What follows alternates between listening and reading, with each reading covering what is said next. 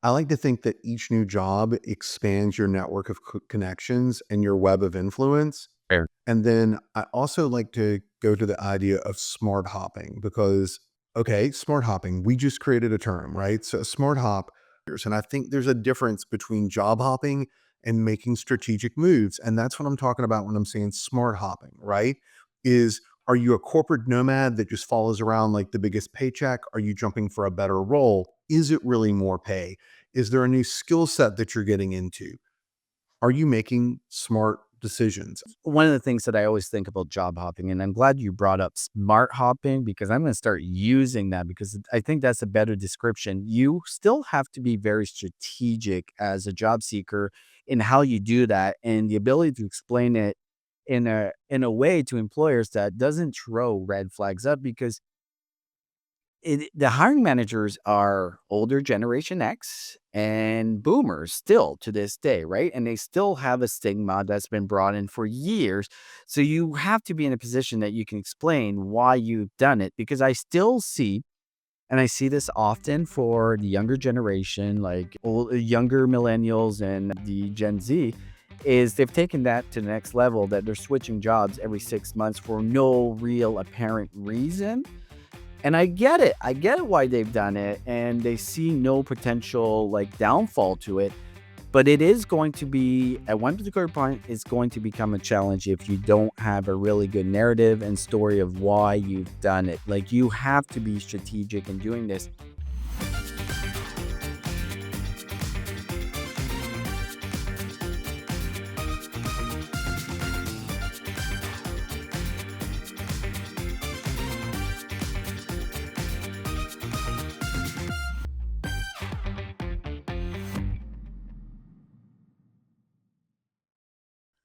Hi there, I'm Denise Chaffin, and I am your podcast host for Talking TA. And I have with me today two of my favorite new friends in this industry, Serge Boudreau and Brian Fink. And they are joining me on a lovely Friday afternoon to talk about job hopping. Job hoppers, job hopping. And I'm going to start out with a little quote that I read earlier. What was once seen as instability is now viewed as adaptability and ambition. So, who wants to start? Brian, you had posted something a couple weeks ago, and I think that's what kind of started this whole flurry of, in-mail messages back and forth and setting up this discussion. So first off, I just want to say, Denise, I'm so happy to be back with you and with your audience. Whenever Serge and I get together, there's some kind of energy that takes place. So I'm excited about that energy today. But to your question about job hoppiness, right? Is that I think that there is a stigma that is associated with job hopping that you're doing it because you're unstable, that there's something wrong with you. I look at it and say, how much experience did that person gain in the role to be really effective at what they do and what they're doing today? Did they have the opportunity to work with a leader that empowered them to go the distance and to go further and faster? Or were they simply not challenged in their role, right? Like when we think about our kids, we say, are they challenged in school, right? We would never look down on a child that skipped fifth grade and went straight into sixth grade. We might have some doubts about that. But the curiousness of it is that they didn't put in a full calendar year. They had the skill set to leap or to marginally grow in that role. That's part one. Part two, I ask, what's the difference between getting promoted to a new role within 6 months and leaving an organization in 6 months? What's the difference? Because it's a new role, it's a new opportunity, it's a new challenge, it's a new frontier. What's the difference? That is a really great point. Definitely. I was looking on Reddit, and Reddit had a lot of very interesting and different points that they're bringing up around this conversation. And like you said, what's once was a stigma around job hopping and how it was always considered a negative. In fact, I'm so surprised that the term, I guess, has made such a sharp turn in a different direction. Who would have thought? 10 years ago, we'd be sitting here having this conversation that all of a sudden now, like you're saying, it's viewed so completely differently. What about you, Serge? What's your thought on this?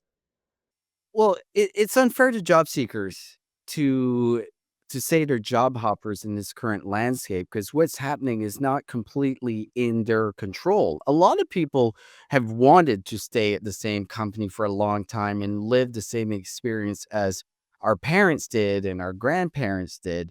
But unfortunately, corporate changed completely, right? Like if you think about the advent of mass layoffs, it has become now a tool that corporations use as almost their first option instead of the last option, right? So people are going into companies with really good intentions and they want to do the best. They want to go through that cycle of do a good job, I get promoted, I get to the next level. And they're 6 months in, and suddenly the corporate culture and what's happening financially is like, we got to lay off a large percentage of the folks in this organization, 15, 20%, and they get laid off. They go to another company. They are exactly in that same situation. And this has happened way more since the pandemic. Obviously, layoffs have been happening for a long time. And now you look at AI and what impact that is having in organizations when it comes to layoffs. So a lot of like when we look at job hoppers, it's not like completely fair to say that is completely at their own like their own cause that they want to do this. So there's that side to it. Then there's the other side of how are we rewarding people that have been in companies a long time? And obviously, we were in an employee marketplace for a very long time, since 2009 to I would say last year. So to get promoted, to get a raise, to make more money, suddenly you're getting calls from recruiters and you've been a company for 2 years, be like, hey, I'm going to offer you 40% more. And that promotion that you've been trying to get and you've been bypassed, of course, you're going to look at that because you now realize that companies look for themselves first.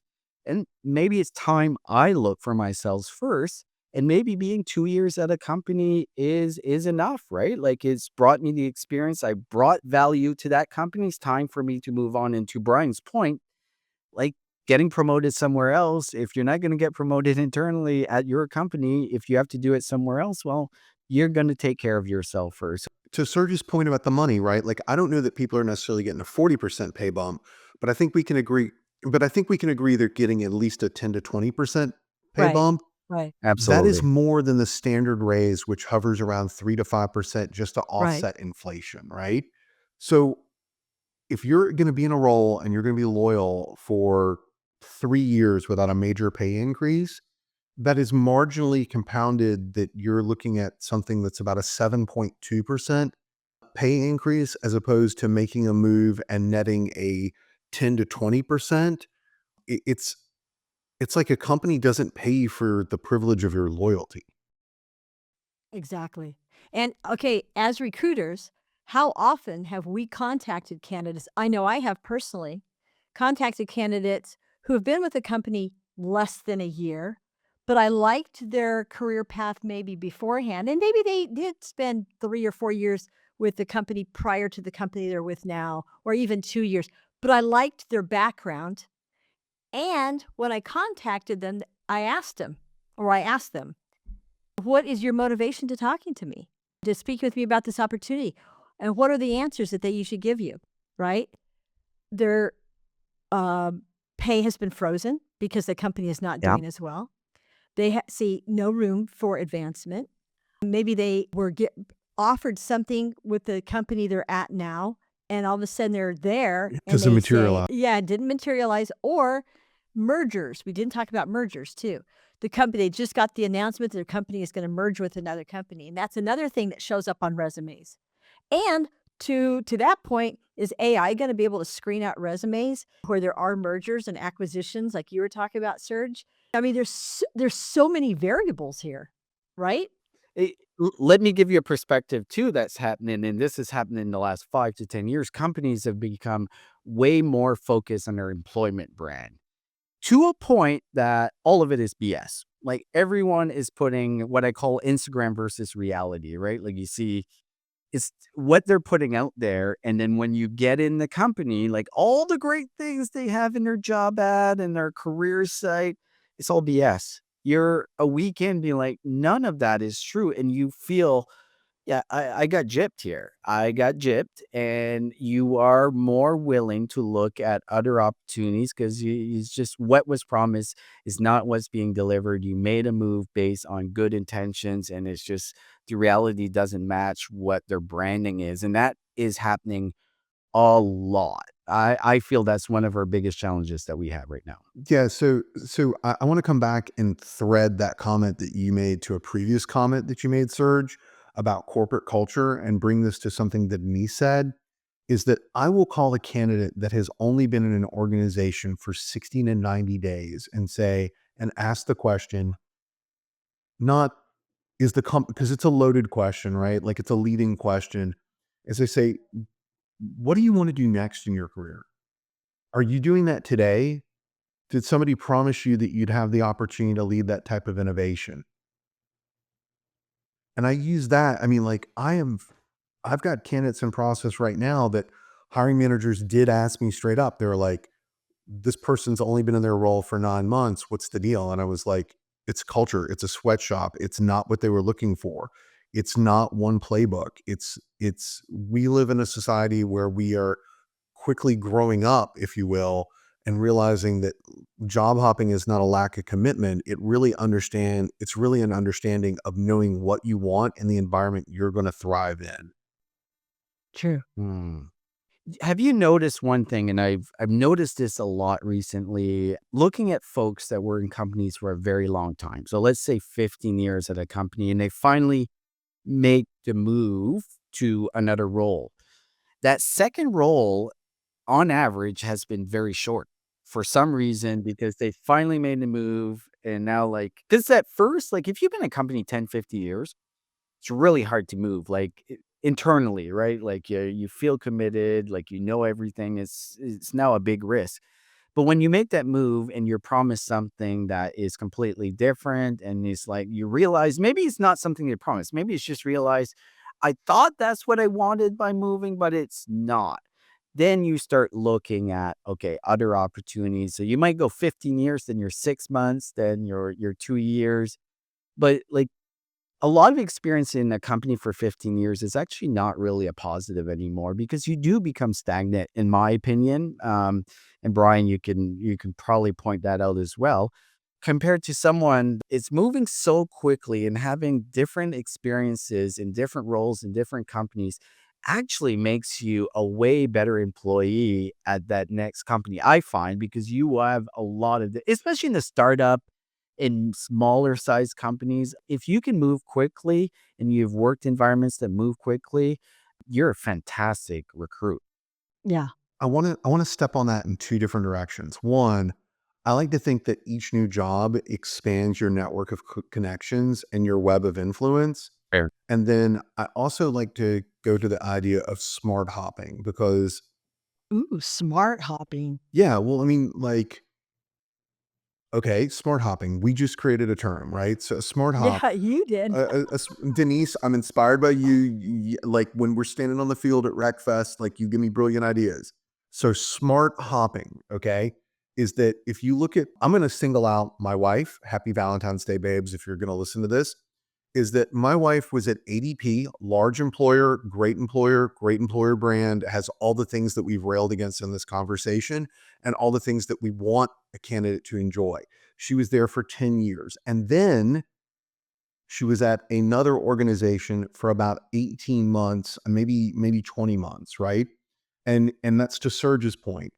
And now she's been at another organization for about 2 years. And I think there's a difference between job hopping and making strategic moves. And that's what I'm talking about when I'm saying smart hopping, right? Are you a corporate nomad that just follows around like the biggest paycheck? Are you jumping for a better role? Is it really more pay? Is there a new skill set that you're getting into? Are you making smart decisions? And I think to Serge's point is that when you're somebody who you've been in an organization 5 years, 8 years, 10 years, is that longevity prohibits you from expanding your network of connections. It prohibits you from using cutting edge technologies. It's preventing you from kind of like having this compounded interest, if you will, on what you're doing. And that goes back to your smart hopping. Is did you make a move because you were bored? Did you make a move because it was a new skill set? It was a new leader? How do you end up with a resume that is more like a Wikipedia edit war versus a cohesive career story? Can you tell why you made those moves? And and is it about money? Because if it is, that's one narrative you're going to tell, and that may be a red flag to employer. Or is it because you followed a manager that was really influential in your career? Or was it because the organization that you went to offered additional training, or that they were doing something that was cutting edge? Smart hopping, not chaos. I love that. It's interesting. I remember this guy, you guys were bringing up some memories of people I recruited. And there was a guy that was with Oracle, and he had been there 19 years. And I contacted him for a role with a company that was really close by. It was a data center company. And I asked him, I said, yeah, you've been with Oracle 19 years. What would motivate you to leaving right now? He said, because I've been here 19 years. I said, oh, good answer. That's fair. But he did switch, and then, like you said, though, he had an opportunity once he made that jump, that switch, I should say, and he went to the data center company, all of a sudden now he became more marketable, and then other companies 2, 3 years down the road were contacting him for other opportunities because now he had this more well-rounded background. He hadn't been with just this one company. So moving to the data center company gave him a whole different experience, right? New title, new responsibilities, new industry.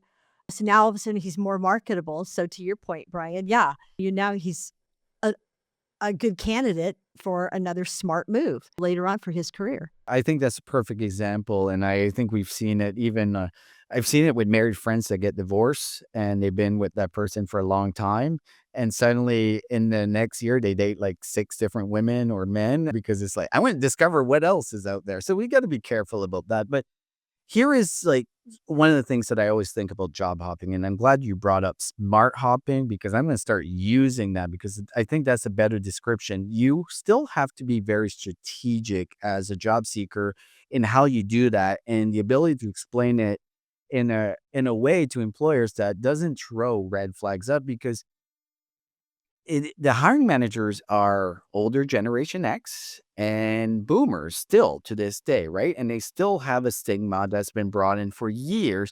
So you have to be in a position that you can explain why you've done it because I still see, and I see this often for the younger generation, like younger millennials and the Gen Z, is they've taken that to the next level that they're switching jobs every 6 months for no real apparent reason, and I get it. I get it why they've done it, and they see no potential, like, downfall to it, but it is going to be at one particular point, it's going to become a challenge if you don't have a really good narrative and story of why you've done it. Like, you have to be strategic in doing this, even though, because we all wake up and we love our jobs. I'm sure, Brian, you love your job, and I love my job, but there's days that I wake up, I'm like, "This is really hard. Maybe I should look." Why am I a Yeah, recruiter? why am I doing this?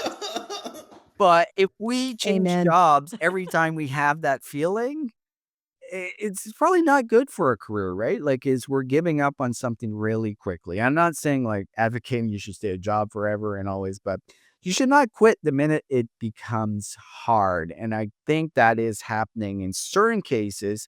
And that's not going to help them in the long term as well. Because I think dealing through adversity, tough times at work, dealing with difficult people actually builds up your career and your stamina and the ability to adapt as you get older in your career as well. So I'm always very careful in when I'm talking to, I hate saying the younger generation because I feel like I'm still part of the younger Serge, you generation, are. even though You I'm are. not. You are. Okay, thank you. I'm still very careful in how the advice that I give to them when it comes to approaching changing jobs and how you plan your career out. But the other side of it too, like with just how the world is moving with AI and the type of roles and how skills have become such a priority, we might be in a position 5 years from now, everyone is job hopping. It's just like how the world of work works, right? It might be the case. I don't know. I'm nervous about that. Okay, but I read a Forbes article earlier, and it said that tech right now, this year and last year, tech employees and Gen Zs are the most likely to hop from job to job right now. So let's look at those two markets right now, because to your point, Serge, yes, over the next few years, if that is going to continue to trend, Gen Zs are going to continue to take over the workforce, right? So if this is the new normal for them, and this is what they're used to, yeah, it's going to change. It's going to change the landscape. And the tech hiring. So tech hiring has, but I have to say though, I was talking to a company a couple of years ago, and it was during COVID. So I guess it was maybe more like 3 or 4 years ago.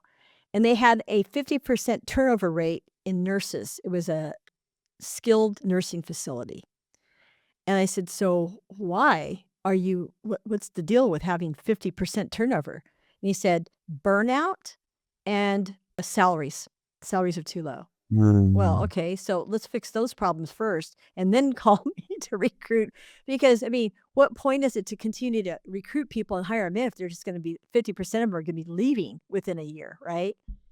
But going back to the tech market, I have noticed, because that's been the market that I've been working in for so many years, there has been a lot more change, because the tech market is just it's so changeable itself. I mean, there's so many areas you can move to. I mean, there's so much transition between like semiconductor and electronics, semiconductor AI right now. Oh my gosh, look at all the AI companies out there.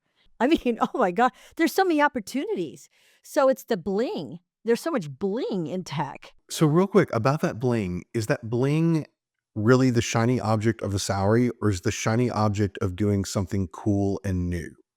Because I would argue, I'm going to argue it's the latter, right? Like, um, we've got a wage stagnation problem right now, according to the the the most recent jobs report, is that real wages are still not increasing. So as that is not happening, right? Like we're not seeing this big boom like we did in the 90s, or we saw in the mid 2000s before the '08 crash. Those things make me think that it's less about money and it's more about the opportunity. That is to say, though, that that would be a complete contradiction to what the three of us have seen, that if somebody stays in a company for more than 3 years, they're actually putting themselves at a financial detriment. But Brian, I'm curious because during the pandemic, as the example, I led a team. We hired software devs, like QA, very much in that space. And it was insane. It was almost impossible, and you had to throw out so much money for even them to consider, unless you were a FANG company. And I have seen that change dramatically, but I'm not involved directly in it anymore. But just like from what I'm hearing and the numbers and looking at just data that's flowing through the system in a company I work with, wages have gone way down. The options for software devs out there used to be literally 10 recruiters almost calling them every day, as now they are reaching out and they're like, "Hey, how's it going, Mr. or Mrs. Recruiter?" Compared to in the past, they were almost arrogant with it. Yeah. But you live in that world. Are you seeing that? So I'm seeing less of that perceived arrogance. I'm seeing a lot more people applying to roles. Like you can go on LinkedIn and you can see that there are roles that are up for 3 hours that have 1,000 applicants, especially if they're Oh, a yeah. remote job, Yeah. right? Because that analytics piece gives you, and then it tells you how to stand out against the thousand that have applied. Serge, one thing that I've noticed is the automation angle, right? Like you mentioned QA, is that automation. I remember 6 years ago, you had a team of manual testers and you had a team of automated testers. And before that, Yeah. it was just like, oh, wait a minute, you can do automation? How does that work? How's that going to affect our business? Today, I'm hiring in Canada, in your backyard, for QA engineers that are 85% automation and 15% manual, right? And we can say that because of some of the evolution in the technology, that certain roles are being placated or eliminated. When you look at like Google announced, not in this earnings report, but in the previous earnings report, that they were using AI to replace mid-level and junior coders, right? because it could churn out things in Python at such a proficient level. I think that the AI portion that we've touched on just kind of tangentially around the edges, I think that AI is something that recruiters are even now worried that it's going to replace them, right? Like, what is it going to do to us? And I don't think it's something that we should be afraid of, but I think it's something we should anticipate, and we should marry humanity to it. And I think if software developers as a whole can marry some humanity to the intrinsic customer they're trying to solve for, I don't think AI will be able to do that. That's interesting. We are talking about identifying people when we look at resumes too of hoppers or people who are changing jobs frequently. And there's so many variables. And when you look at, again, companies that have been acquired by other companies, companies that are merging, or the other thing that I've noticed on resumes for candidates is I'll look at it and think, was that a contract role that person was in, or was that a full-time role?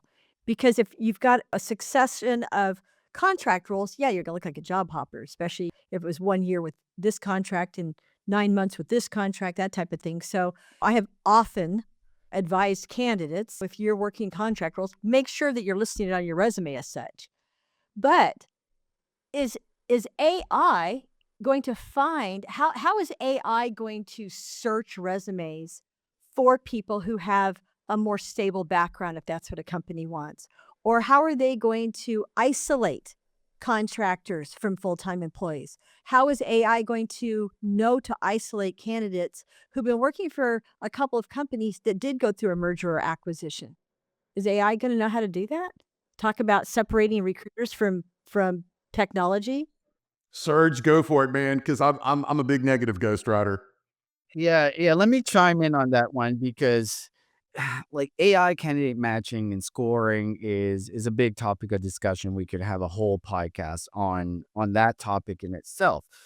But if you look at the key things that AI is looking at right now when it comes to candidate matching, it's skills. They're trying to figure out the hardcore skills. Like if you're a software developer, do you have Python? Do you have Java? Do you have whatever it is, right? And they're trying to match that initially because it's easier. And when I say it's easier, is there's less chance for bias compared to bias of where someone has worked, where they've gone to college, where how long they've worked somewhere. So a lot of, and please, if there's any AI engineers of software tools out there that are in our space that would, from what I've seen, those are the key things that the candidate scoring has been based on. So at this particular point, I don't even think it's looking those types of things. Okay, they were a contractor in 9 months at this company, 9 months at the other one. No, it's like, what skills do they have? What are the hard skills that they have, especially in technical? Where it gets really difficult is when you're looking at like soft skills. Sales is an example of where it doesn't really matter where you've gone to school or what certifications you've taken. Is like, can you do the job or not? Like, what are the soft skills? AI is a really hard time with those roles and determining that. And like, you really have to interview for those types of roles through to Brian's point of like that human connection is still going to be critical for the longest amount of time. But to answer your question quickly, Denise, I don't think that's really a consideration, but now that's made me think that maybe it is by you raising the question. So I am going to research that of like, how are those models built? And are those things that are actually attributed, looked at, and as a key, hey, they've only been 9 months, 9 months, 9 months. I could see it like raise a red flag. But the other thing is you bring up a really good point on the contract and people being in companies at 9 months, 10 months. After the pandemic, I decided I wanted to control a lot of the destiny of what type of roles I was working on. I had a young family, all of these factors coming in and thinking, okay, is job security the most critical thing for me right now? Not really. It was the ability to be flexible enough to spend when I wanted to with my kids, the ability to go pick them up at school, all of those. And the best way for me to do that was to be a contractor and to give me that flexibility of taking the contracts that I want and everything. So if you look at my profile, it looks like I've had 10 jobs in the last like 3 years, but in reality, it was one company, my company, and I was contracting out my services for certain periods of time. So I'm glad you brought that up because we do have to call it. I don't even call it out on my LinkedIn actually, or on kind of on my resume, but I should probably call that out because it could be a red flag. Exactly. Right. So let's jump into that rabbit hole a little bit more because when you have contractors and oh gosh, I'm having two trains of thoughts on this. So you have the contractors, right? To your point, who are they looking for full-time positions? How many companies don't want to hire contractors because they're contractors? And there's a bias to contractors. Now, with tech, again, going back to tech, there are a lot of contractors and have been for years, right? And you've got a lot of people too who are foreign nationals that I've noticed over the years that we've hired who prefer to work for a contracting company because that company then will hold their visa for them, right? And so they're working for these different companies, and I don't like the way that they usually do their resumes because they'll have the company and they'll list projects instead of companies they've worked for. So I've had a little bit of an issue with the format of their resumes, but at the same time, they've worked for one company like you're talking about, but several different projects. So yeah, again, going back to identifying skills, so that's going to be probably the one thing that AI is going to have to stay focused on because AI can't discern and isolate a person based on the companies they've worked for because it doesn't know enough about it, right? So the answer to that is twofold. One, it does know enough about that if it's held, if it, yeah, well, if it's not in a vacuum, right? Like when we think about Chat GPT, you have an option that you can have it where it searches the entire web or it just searches your particular instance, right? Do not put a resume into Chat GPT because that is bad. That is an EOC red flag, right? But the reality of it is that when you're using some of these chat devices that are embedded, like the keyword matching tools that Serge referred to that I use in Phenom, right? Is that it looks for one keyword. It works for that skill in Kubernetes, but it doesn't, and it's not intelligent enough to look for K8s or GKE or AKS or it doesn't, it only can fixate on that one terminology unless you build out a Boolean for it. And that I think goes to whether or not you build a Boolean for words like contract or C2C or direct to employer or FTE, and that you build out that type of string. And I just don't think people are doing that or training their AIs to do that. Oh, true. Or company names, putting in company names, right? But even still, if you put in a company name, and let's say you have a company that has been acquired by another company, right? And you put that in there. But now John Doe has removed the first company because now his new company has a different name, but the old company is who he was working for prior to the acquisition. But now they're using only the new name. AI is not going to know unless you put in both company names. Building out your search strings is going to become, we're going to have to, as recruiters, really be thinking about this, right? But again, we're using our human intelligence to build out the search strings for AI. So I love the way you said, right. So I love the way you were talking about marrying humanity to AI. We're always going to be doing that, in my opinion. Okay, and another thing I want to bring up is the remote piece of it. We talked about it briefly, but how many people are going to be taking positions with companies, and even if they've had longevity, but now we've got this whole RTO is the new acronym now for companies who want to bring people back in. But according to another article I read, starting in 2028, a lot of companies' leases are going to be running out and they're not going to release their buildings, which is going to open up more hybrid and remote opportunities for employees because companies are seeing, man, we're really getting some pushback here from candidates. So are we going to see another like just blast now of people moving from one company to another because now there's going to be remote opportunities? So take away salary, take away opportunities. Just remote in itself is going to be a reason for people to move jobs and companies. So, Serge, I want you to go first on this because I got something really controversial I want to say. Well, I want to hear what you have controversial, but you know what's really funny about? I was reading an article about it this morning about the example of Amazon, where they've they called in everyone, and basically one of the office was 2,000 employees that got all called in. The majority was working remotely. They only had 900 desks. And they only had 900 parking space, and they didn't have so there's nowhere to park, literally, and it's in, like, how Amazon, it's in the middle of nowhere. So trying to find, it's not like you can commute to it, you have to drive. And there wasn't enough desks, so they didn't think about that. But here's the thing.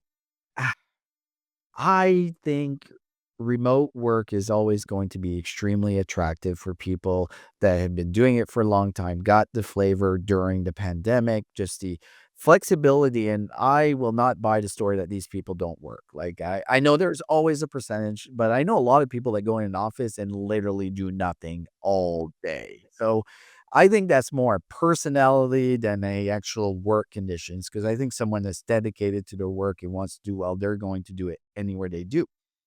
But I don't think in 2028, I think they're going to renew leases. I think CEOs are absolutely convinced that they need everyone in the office. And as long as an employer market, and I think AI has kind of guaranteed that it's going to be an employer-led marketplace for the long time, that I don't see this happening in the near future. But to go back to your point, if you are having to return to the office and you get called by a recruiter for a remote role, you're going to take a look at it, especially if you love doing it. And I have recruiting friends that have spent their whole last 3 years doing this. Anytime they see a return to office, they're going in the parking lot and putting like a flyer on the car saying, hey, we have remote jobs, right? That is happening, and if you are a company that's still focused on remote work, man, the amount of talent that you could recruit in this current landscape is huge, because people do still wanna work remote. Like, we fell in love with it. I fell in love. I've been doing it for 20 years, to be on and off, and I would take, on average, 30% less salary if I don't have to go into an office and I can be flexible in what I'm doing. Like, that is that important to me where I'm at in my career. So, Brian, I want to hear this controversial Yeah. take. All right, so I had to look it up to make sure that I was speaking accurately. Inc. magazine in November of this past year, 2024, suggested that return to off policies can negatively impact women, especially women who are members of underrepresented minorities in the workforce. So when I hear RTO, I immediately think that somebody is disrupting gender equality. They're taking flexibility away from primary caregivers. They're disrupting gender equality in the workplace. That's what I hear when I read that people are focusing on RTO, and that they are asking working parents like myself who have they're asking me to choose between being in the car and we don't have an RTO, but they're asking me to be in the car for 2 hours and having to get my daughter to school at an obscenely early hour versus being able to have that home life, being able to pick her up at 5 o'clock from after daycare and work with her for 2 hours on her homework, which if there was an RTO standard, I wouldn't be able to do those kind of things. And I think that it negatively impacts those individuals who are working parents. And I just think that it's a war against equality. I'm so glad you brought that up, because it's kind of personal to me. Exactly, that situation is happening in my household. And when people talk about, well, you should have someone taking care of your kids anyways, that's not the situation here, right? Like, I agree. Like, during the day, there's different arrangements that we do, but like the big difference, and if you've had kids around, like my kids are 6 and 9, they have a lot of activities. There's a lot of different things that start at different times. So if they have something at 5, which a lot of it is, like swimming, like soccer, all of that fun stuff, my wife, we couldn't do anything because I travel a lot for my work, and my wife has to commute downtown to a job, and we had to cancel all the activities. Our lives was so difficult with both of us working and my wife having to drive downtown, spend, like you said, Brian, a couple of hours. that it just didn't make any sense for my wife to be in the workforce anymore until we got to a certain phase that my daughters are older and everything. Because we don't like she would leave at 7 in the morning and come back at 7 at night. So for Dude, like what kind of that, quality of life is like that we for put my anybody? kids in bed at 7:30. Like we only have this phase in our life for such a short time that I don't want someone else taking care of my kids between 5 and 7. Like, I want that flexibility that at 5 o'clock, I'm done work, my wife is here, we can have our family dinner, we can get prepared for the activities that we need to do. Just that flexibility is massive, and it has affected women more than men, 'cause it is the reality of most households that women are the primary caregiver of children, like, Wait a right or minute, wait a wrong, minute, wait a like, minute. it's Serge, you and I, we're both, you and I, we are not as young as Denise, right? Denise is clearly the youngest person on this call, but she's going to be in a situation where she's going to enter middle age and she's going to have to worry about her kids and her parents, right? So, like, being a Oh my caregiver is God. not really solely tied to me making sure that Maddie gets to where she needs to be with her homework. It's also the flexibility to go with my mom and dad to their health to their doctor's appointment, Yeah. right? Like, it's So a thing. true. It's all the oh my What the things. god, yeah. sandwich generation. Right, Yeah. and it falls, and a lot of this falls, 63% of it, according to the article that I cited, 63% of it falls disproportionately on women, right? So again, I ask, is RTO a war against normalcy, right? Like, Well, this isn't something new. Okay, it was in 2002 that I went back to school to finish my bachelor's degree because I hadn't finished it yet.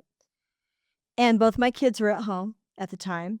And I had asked On Semiconductor, who had asked me to come back to work for them. They said, "Well, actually, you guys, I just started school. And is there any way?" Because they were kind of far from me. I said, "Is there any way I can work from home?" And they let me. And this is in 2002. This is 23 years ago, right? And so they let me work from home. They set me up with a router and a laptop, and I got to work from home. And I stayed there. And so kudos to On Semiconductor, going all the way back. Shout out. Shout out to them. And I got to stay there and finish school. And what was funny is my kids, this is an interesting, this is interesting you're bringing this up because I was a single mom and I had two boys and they knew I was working from home, and so we had codes so that they wouldn't interrupt me on calls. We had codes, and not only that, but they learned how to do laundry. They learned how to cook.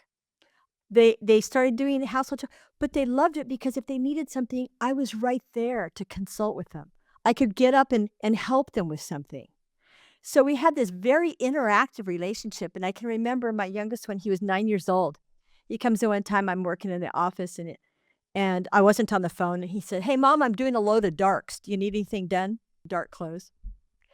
So, I mean, it was great because he had this little chair that he put up to the washing machine to throw the stuff in, and so, I mean, it was very collaborative, and to this day, they are very independent adults, and so it's been an amazing journey. But I have On Semiconductor and also another company I worked for afterwards. It was called Microtronics. They were a cybersecurity company. They built encryptors for the NSA, and they did the same thing. They let me work from home. So this is going way back, all these years that both of these companies allowed me to work from home. both And of I these did so companies successfully. both of these companies believed in giving you an equal shot and an equal opportunity. And that's what I'm worried about the current RTO standards, is that they won't do that. Yeah. Yeah. No, it's kind of become politicized in that sense that they're not willing it's gonna be harder to make those, like, accommodations for one person, compared to in the past, right? I think this is definitely a huge challenge, and I think we're going to see job hopping because of it. Like, I think it correlates. The more you people are gonna look for those remote roles. Unfortunately, and to Brian's earlier point, like, look at a remote job on LinkedIn right now. There's literally 1,000 applicants within minutes. Like, it's just everyone want those roles. So if you're in a situation, you're waiting till you get that role, you might be job hopping in that particular time, being like, okay, I finally got remote. I'm going to take But that that's a job culture just question because as it's well, remote. right? That you're like, I didn't find a culture that resonated with who I am and what I want to do and how I want to be work, how I want to work and how I want to show up. Right. Well, and the thing is, like you had alluded to earlier, the pandemic started the whole, I mean, the mass where people were working from home in mass, right? And so that train, you guys, has just left the station and it's not coming back. Yes. It's not I coming back. agree. I think there's always we got a taste of how great and that and companies got a taste of it as well. Like, because if you ask the majority of companies before the pandemic, it's be like, oh, we just can't do it. Like, we can't work remotely. And then suddenly, like 2 weeks after the pandemic, everyone's doing it. Like, and everything Successfully. is functioning Right. successfully. It's like we Successfully. went from impossible to done in 2 weeks, literally, Mm-hmm. like, that's what we saw, Mm-hmm. and now we're like, "Okay, it can be done. Mm-hmm. It works well. It fits with my work-life balance." It does, and I hate that word work-life balance, but I think it's a reality when, like, We the have it though. situation we're talking about, We have it. we have it. We have that. And I wouldn't trade my work from home situation with my kids from 23 years ago for all the tea in China. There's no way. It was a great experience. And you guys have that great experience now with your children, right? And your families.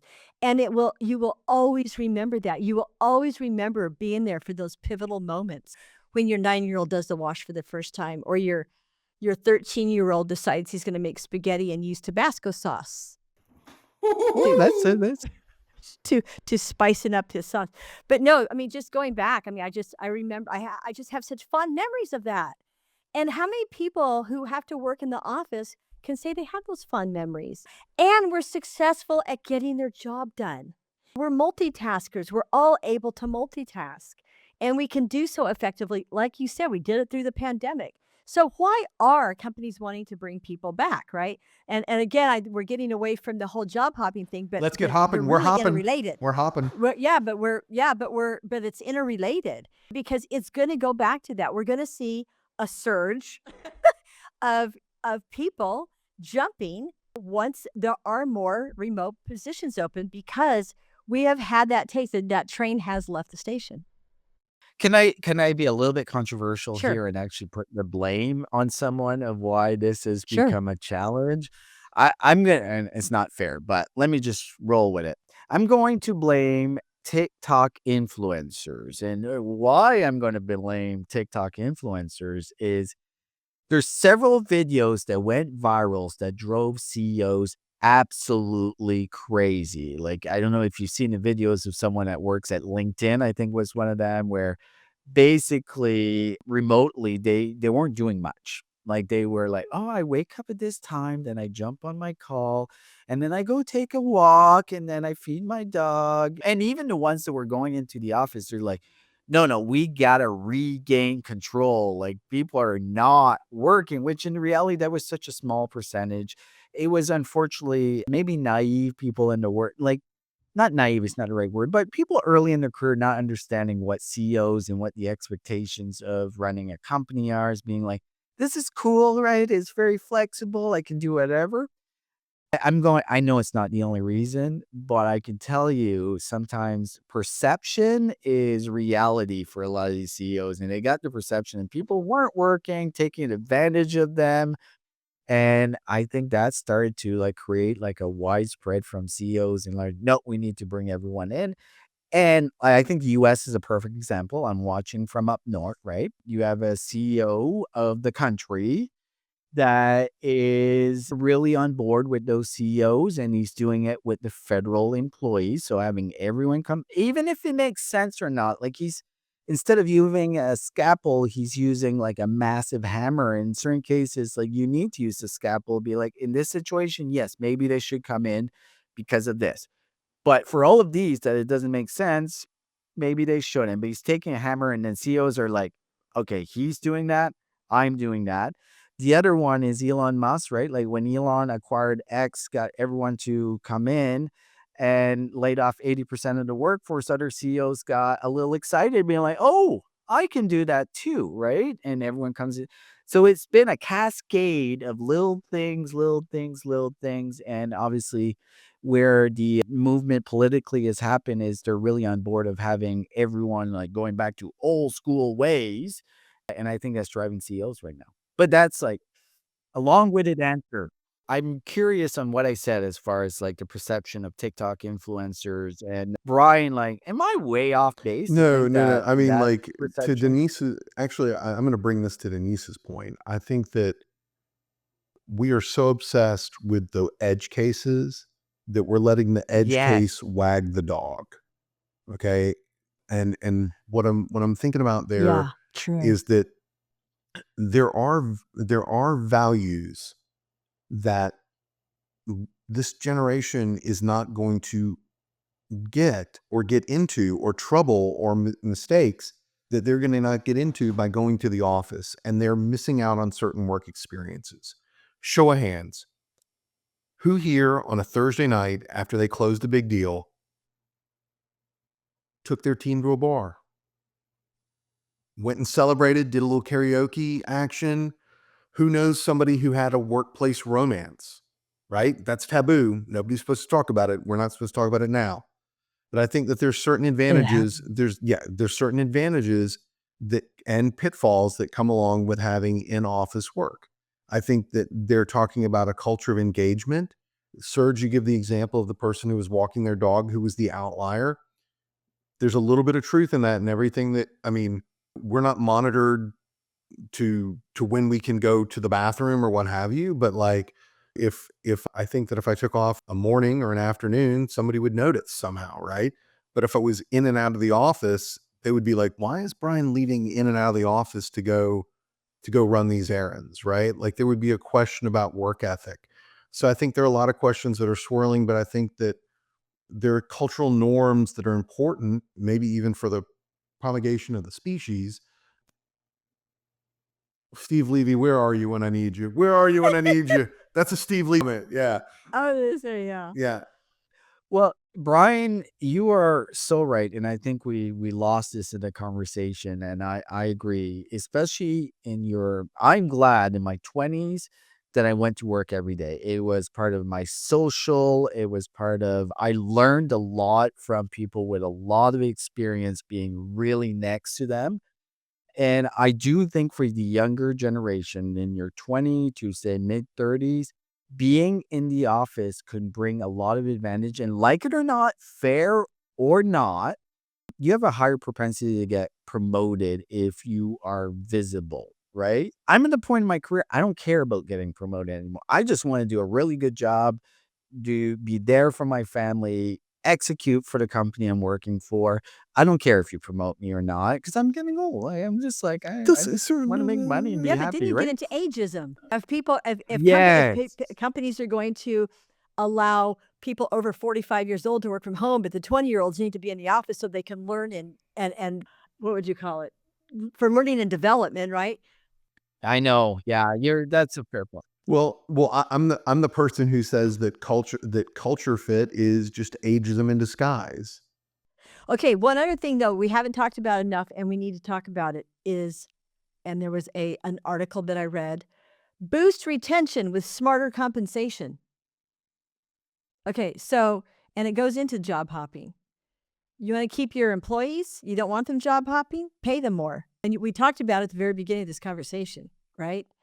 So compensation has got to factor into this as well because people, like we talked about initially, are going to switch positions, companies for more money. And again, tech, Gen Zs, oh my gosh, you talk about age, they're going to change the landscape for everybody because they can and they want to. And that's okay.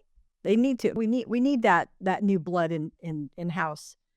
Not that we agree with all of their philosophies and their work-life balance ideals, but that's okay. But They're Denise, going to run that things, gives us a great opportunity right? to have reverse mentorship. Right. Exactly.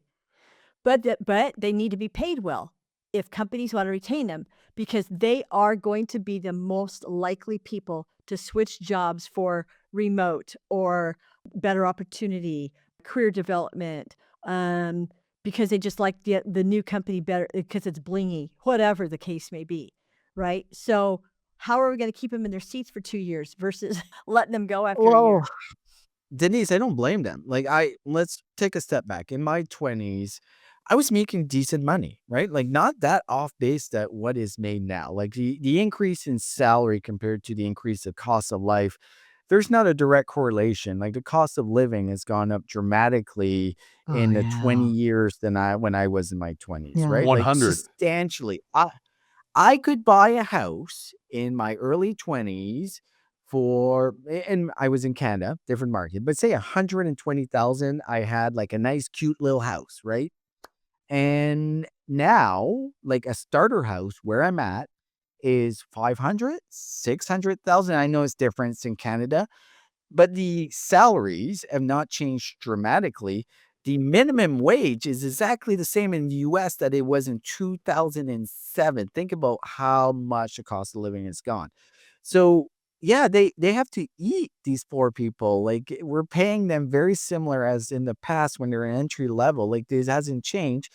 And of course, they're going to want more money because they don't want to live with 12 roommates.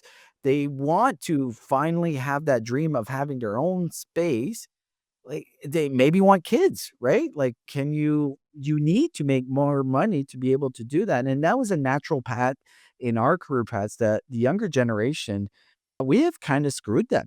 Like they are in a different position than we are. And I feel bad for them because of it. Well, and we were talking about smart hopping. So how about smart compensation then to go along with the smart hopping or to prevent hopping, right? So and what is smart compensation? Is that just a base salary? Are we going to pay more bonuses? Are we going to give more PTO? Are we going to give sabbaticals, more flex, what do you call them? The free days? The free days, Yeah, flex unlimited days. Yeah. PTO, right? Like, yeah. So when I think about like companies that do that really well, I think about a company like Adobe. Full disclosure, I do not work for Adobe. I've never worked for Adobe, but I do try to recruit Adobe employees. And something funny happens.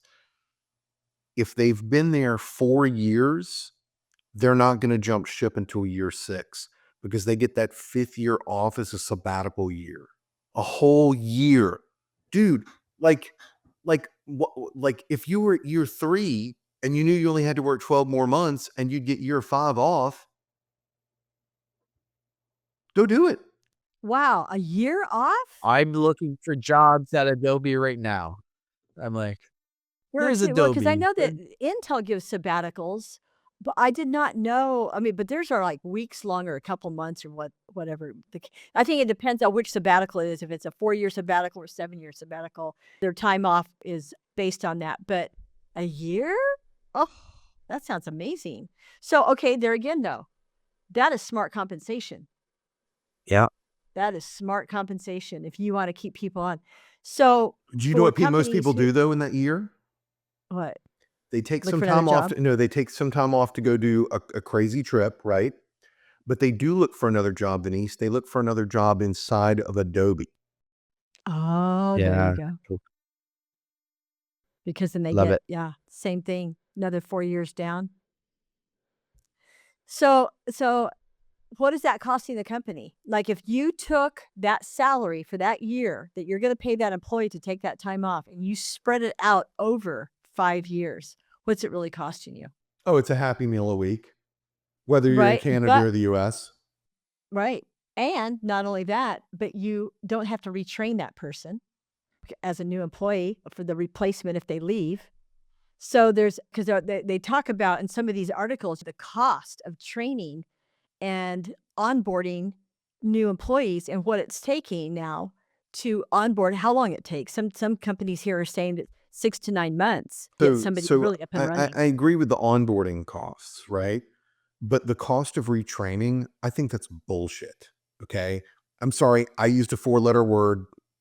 That's on me. My daughter won't That's listen to the okay. podcast, right? Okay. We're on HBO. H All right. So the thing is that I don't know that L&D departments are really that focused on the middle employee, right? I think they're focused on the new employee, and I think they're focused on the executive level employee and getting them to those boot camps and different ideas where they can exchange ideas and principles and build working papers, and then trying to get that but like I think about GE, right? Is that General Electric had that great program where they cultivated and they grew people, and it was a multi-million dollar industry inside the organization, and people wanted to hire from GE. We all remember this, right?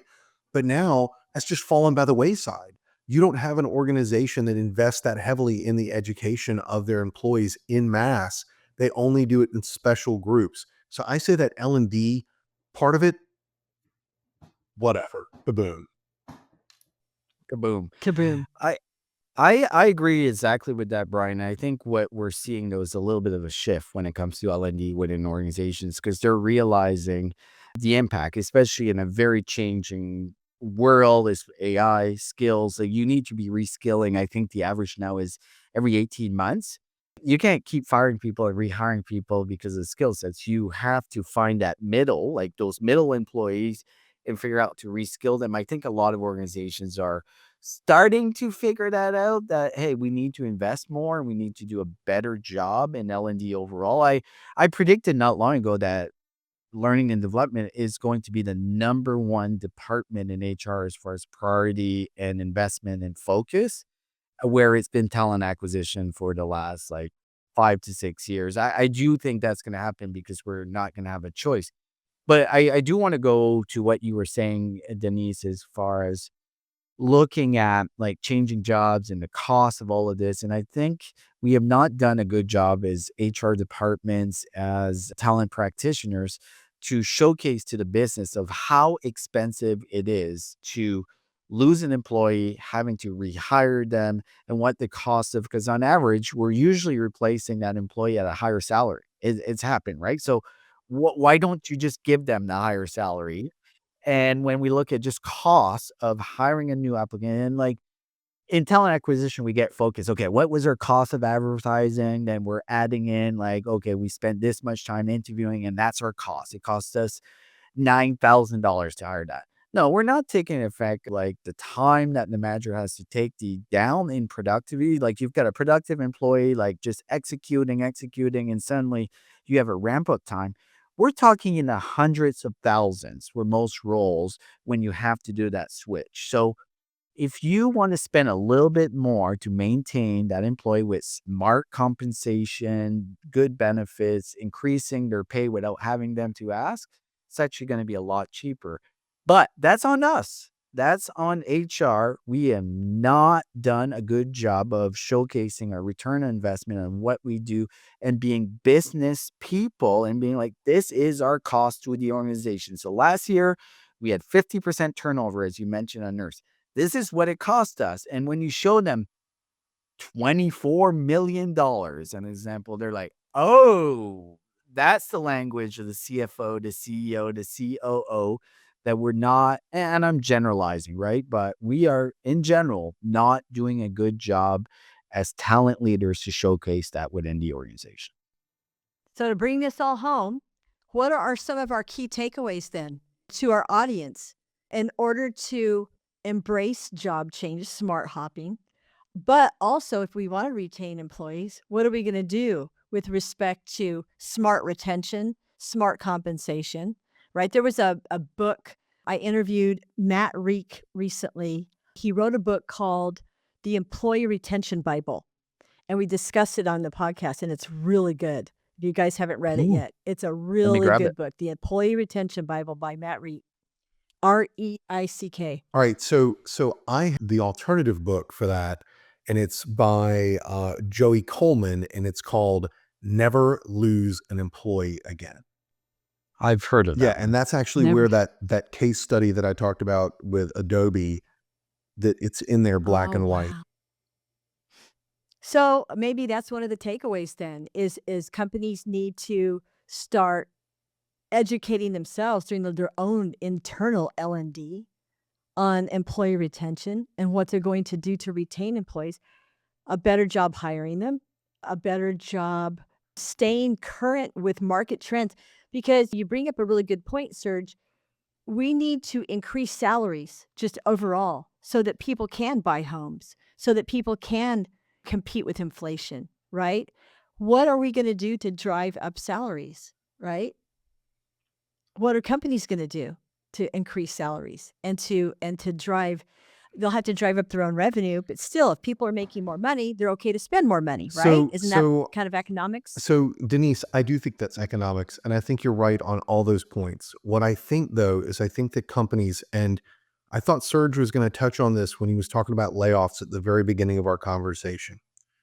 Companies' favorite way to reduce cost is to reduce headcount. Okay. We see that with Google. We see that with Salesforce. We see that with Meta.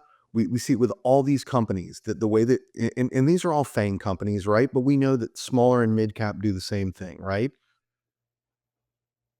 Until we can get away from looking at profitability on a quarter by quarter basis, and we decide that we're going to look at profitability the way a company like Apple looks at profitability. They assign a profitability number for every employee in the organization, that they are responsible for delivering this type of revenue. We're stuck. We're stuck. Brian, I thought I was going to be the cynical one in my last point here, but now I agree 100%, but I have I'm going to go deeper on the cynical side of this. I'm going to make a prediction. We're not going to be talking about job hopping probably 2 years from now. And the reason that we're not going to be talking about it as much, still going to happen. Don't get me wrong. You have to think there's a whole generation that's been born that's been in the workforce after 2008. They have always been in an employee-led marketplace, job marketplace. This is the first time, like this year is the first time that it's employer, and it's going to be there for a while. They are going to be in a position that they're not going to quit a job as easily because there was so many different alternatives. When it got hard, they started looking for something else. I do think job hopping is going to slow down dramatically in the next couple of years, just because of the realization that, yeah, I need to pay my bills. Obviously, but that is the majority of the workforce, right? There is the top performers that are still going to have a ton of options out there and are still going to be recruited, headhunted, and are going to have options that are going to be very susceptible to change jobs, especially for more monies. And as just very cynical viewpoint, if I'm a talent leader, I'm looking at those and I'm focusing on those, making sure they get the money, the experience, and everything, because I don't want to lose those. Unfortunately, most employees, they're just going to stay. They're going to take the abuse. It's going to be an abusive marriage for the next I don't years until know. all No, of this shakes out. Serge. I don't know. Gen Z, it's just saying it, telling us a different story though. Yeah, but they haven't lived in a world that They're still living with mom and dad. they don't have options. Yeah. Suddenly, when you're not getting a call back on any interviews, you're not getting recruited, and you have bills to pay, Mm, you're going to take a lot more. You're going to take the abuse because you have no choice. We have to survive. You can't rely on your parents all the time, right? no. I feel bad for this younger generation, right? but the thing is that Serge, what Serge is talking about was in the last, not the issue with the butterfly on it. It was in a different issue of Harvard Business Review, where they had talked about that job hopping, regardless of Gen Z, the job hopping as a whole had actually increased marginally, right? But what I see, okay, so the JOLTS report, it's a federal report that talks about job numbers related to job openings, right? Job openings, JOLTS, like JOLTS, JOLTS. And real quick, right now there is a 1.1 job opening, or 1.1 jobs to every one candidate, which means that it's still marginally a job seeker market. I think it's going to flip marginally. I think it's going to flip, like Serge said, And you're going to have the haves and the have-nots, the people who are stuck in a job where they're going to have to put forth maximum effort in a job that takes minimum responsibility. And then you're going to have people who can be in a job where it takes minimum responsibility to deliver maximum effort. And it's going to be accelerated by all the things that we've talked about here today. AI is not distributed evenly, right? Like Denise, you and I were at RecFest. Okay, everybody come to RecFest. You'll hang out with me, Denise, and Serge. All right. Is that we were at RecFest and I was showing you on my phone what I could do on Perplexity because I have the $20 a month Perplexity subscription. You can't do that on normal Perplexity. You got to have that subscription, right? So for me to say I'm going to spend $200 a year on a software, I don't think about it. But the person at McDonald's who's serving you your fries, they're not going to be as quick to pull the trigger on that. Yeah. Yeah. Ooh, that's a really good point. Talk about, disparity. Yeah, between and just in the workforce. Huge. That's huge. And it does talk about too, people who change jobs at those at that level. Those are people who really change jobs more frequently. They'll change jobs for $2 an hour. But hold on, to their credit, there are a lot of companies that they invest a lot in high volume hiring because they don't know if the person is going to show up, and that's the biggest problem with hospitality as a whole today. Whether you're north of the border or south of the border, is you don't know in hospitality, and hospitality has been where there's been substantive job growth. There's a big demand. Like, this is where the ratio is off, right? Like those types of jobs, there is not one candidate to every job. That's the challenge they have. And it goes into the stand-up and the sit-down jobs, like blue collar, like hospitality, like quick service restaurants. There's a huge nurses, there's a Yeah, huge demand. And then you look at corporate knowledge work, white collar recession is on. Like we could have a whole nother is conversation not. about that. Yeah. Or Yeah. manufacturing Yeah, or too. manufacturing. Yeah. Oh my gosh. Yeah. Construction. Oh my God, we could go on all day. We could go on all day. Seriously. What a conversation. Should we do part 2 at some point? I'm in. I am in.